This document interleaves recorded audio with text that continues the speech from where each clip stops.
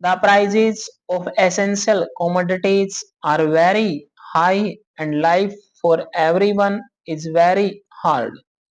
We live therefore under threats of strikes which, if they come off, are bound to paralyze our development schemes, to say nothing of the inconvenience caused to citizens and the financial loss which the country's exchequer can certainly not support.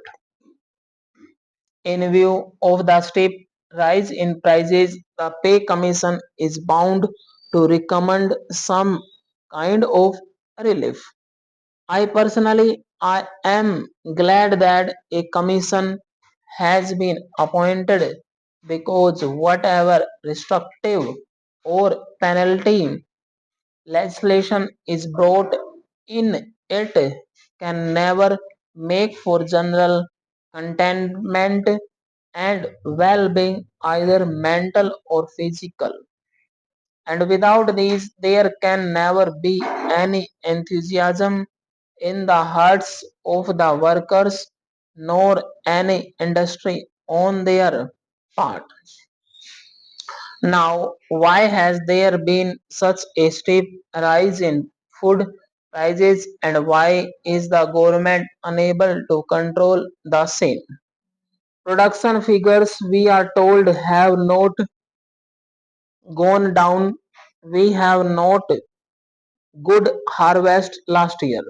Then where has the food gone? Is inflation responsible to a large extent for this debacle, or are our figures for production wrong, and how much of our food grains have gone underground into the hands of black marketers? Why cannot government bring these antisocial elements to heel? These are questions which have to be faced. Scarcely increase in salaries will cost the executive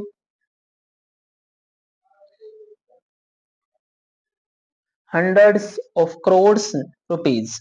Where is exchequer hundreds of crores of rupees? Where is the money to come from in addition to what is needed for the plan?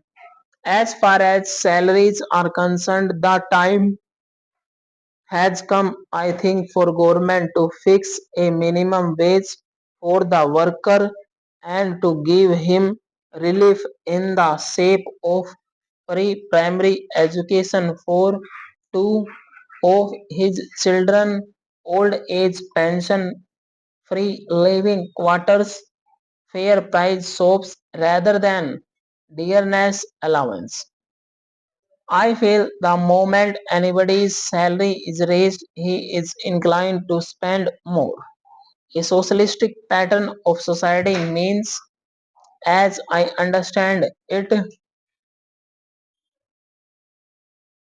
a society where everyone has food, shelter, clothing, and employment, and equal opportunities for his material, moral, and spiritual development.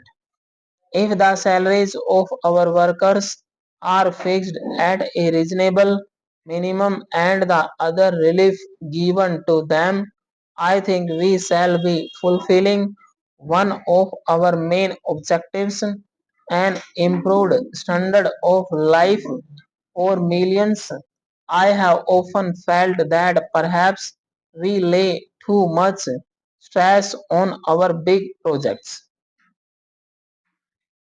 Sir, I have just mentioned the antisocial elements that succeed in hoarding and black marketing our food grains, but if I may be permitted to say so, antisocial elements have penetrated everywhere. Food and drug adulteration and are rampant in spite of laws, and likewise one hears on all sides complaints of bribery, corruption, and nepotism. And if we are honest, We shall have to admit that integrity and efficiency are our biggest casualties. This sorry state of affairs has to be put right if we are to progress. Of course, efficiency and integrity go hand in hand, as do their opposite numbers. True patriotism demands today more than at any other time high standard of integrity and efficiency, and in their restoration both the public and the government must make common cause. If the public demands standard of integrity from the government machinery, it must set standards of behavior for itself too, or the lawbreaker or the bribe giver is just as, if not more, guilty as those whom he tempts. Criticism is always easy to indulge in, but is not always helpful. Therefore, I put forward certain concrete suggestions last session for the consideration of the finance minister, which in my humble opinion, would provide permanent sources of revenue in addition to, and in some instances to replace, what he is tapping. The reply which the finance minister was pleased to give to the two suggestions regarding the levying of excise duties on liquor and salt was not convincing, if he will pardon me saying so. I, for one, do not mourn so much over the loss of revenue to government as I do over the dishonesty that prohibition by law brings in its wake. At the same time, why should the money that the government needs so badly go into the pockets of unworthy elements? Sir, man would accept the hardest discipline if he could be convinced of the rights of the measures imposed on him, but